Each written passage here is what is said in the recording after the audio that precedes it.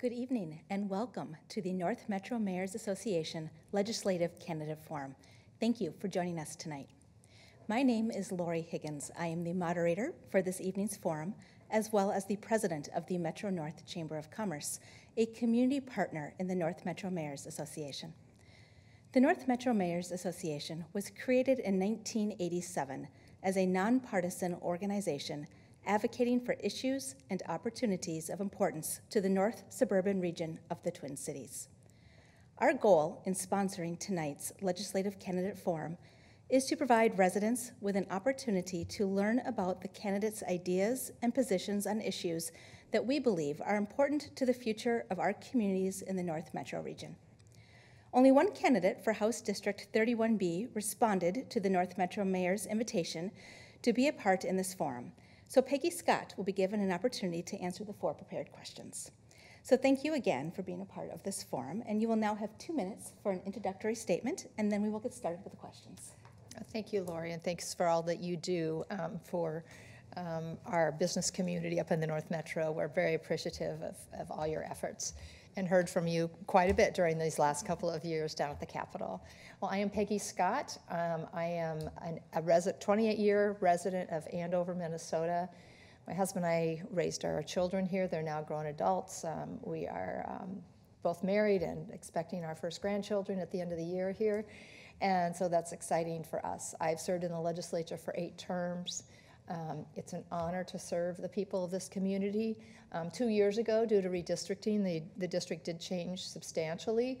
I used to have most of Andover and some of northern Coon Rapids. Now I have a couple of precincts in northern Andover, part of Oak Grove, part of Ham Lake, all of East Bethel, and Athens Township in Isanti County, and I'm going to draw a blank on my last, I was just there on Saturday, township in Linwood Township in Anoka County. So my district changed a lot and got more rural, and I'm enjoying that. In the legislature, I have served primarily, my focuses have been in the areas of civil law, so family law, that sort of thing, data practices, government transparency, and then protecting your personal privacy that government holds. And so those have been a couple of my focuses, but I've also been very focused on just making Minnesota the best place that it can be, whether that's educating our kids, or if you want to come here and grow a business, or if you have a business, we want you to stay here and grow your business. So those are some of the focuses that I've had down at the legislature, and again, it's an honor to serve, and thank you for having me. Thank you. So at this time, we will go to our prepared questions, and there's a 2-minute time limit for the answer. So our first question, Ms. Scott, what are the top 1 or 2 issues you hear while campaigning, and if elected, what will you do to ensure that the 2025 legislature works in a collaborative way with the governor and the community to address those issues? Thank you. Those are really good questions, and what I'm hearing is probably no surprise is just the cost of living and how family budgets are being stretched to a larger degree than they have in quite some time, and people are wondering if there's going to be any relief in sight. And I think that ties in with the fact that, and they do bring this up too, it's like, well, what happened to this $18 billion surplus that we had? And we thought we were promised to get these quote unquote walls checks, and some people got just a few Minnesotans got 200 and some odd bucks out of that.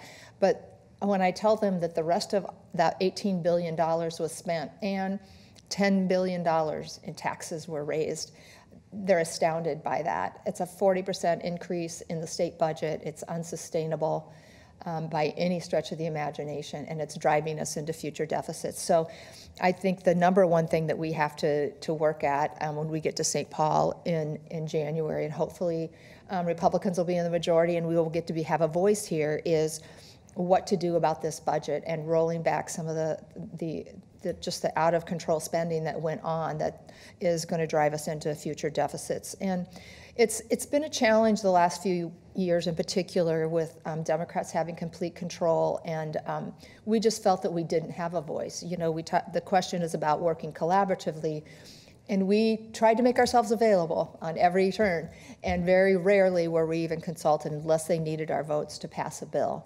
Otherwise, they kind of pushed their agenda through. And so, and it didn't used to be that way. It used to be, I mean, obviously there are two parties, we're not going to agree on a lot of things, but we used to be able to work across the aisle on a lot of things, and that just doesn't happen much anymore, and that's really sad. So we need to have balance returned to the state budget, or to the state legislature, and that starts by, electing a Republican majority in the House of Representatives. Thank you, Ms. Scott. Question 2. Describe your view of local and regional transportation infrastructure needs. Do you believe additional state funding for transportation is necessary? If so, what sources of increased revenue would you consider supporting? Thank you. Well, again, under complete DFL control, I want people that are watching out there tonight to understand that under their watch, the gas tax was raised and tied to inflation. So come January, expect your gas tax to go up between 3 and 3.5 cents per gallon. The automobile registration tax was raised by $787 million. And they also increased the metro sales tax to the tune of $2.09 billion. And the motor vehicle sales tax was increased for roads and bridges by $128 million, and for transit by almost $86 million. And these taxes are the most regressive, right? They're the hardest on families trying to put gas in the car and food on the table and a roof over their heads. And so these are tax increases that, in my view, were not necessary to improve our roads and bridges. I've always been an advocate. We've tried to do this when we've been in the majority.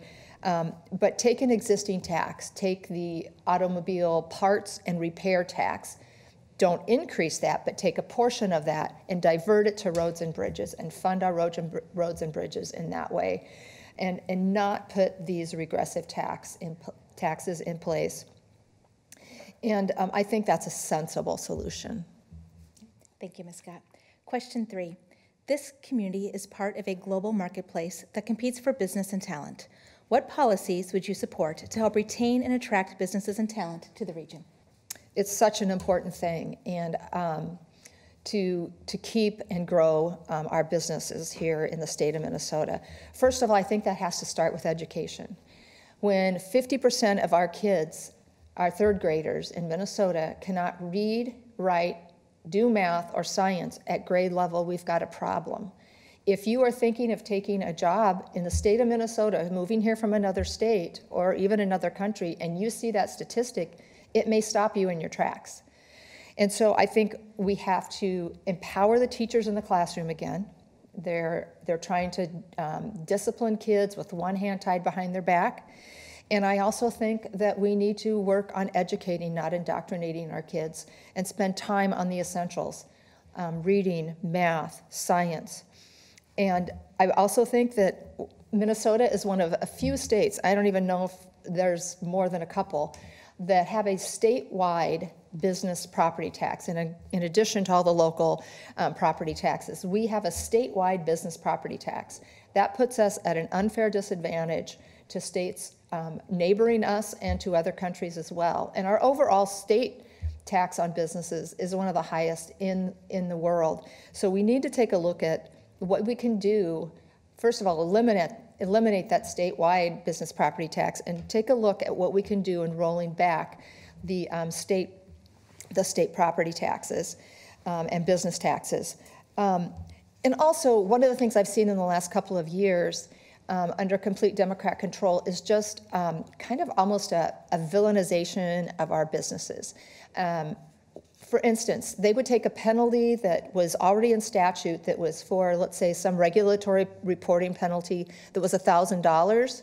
They upped it tenfold. Now that same penalty is $10,000.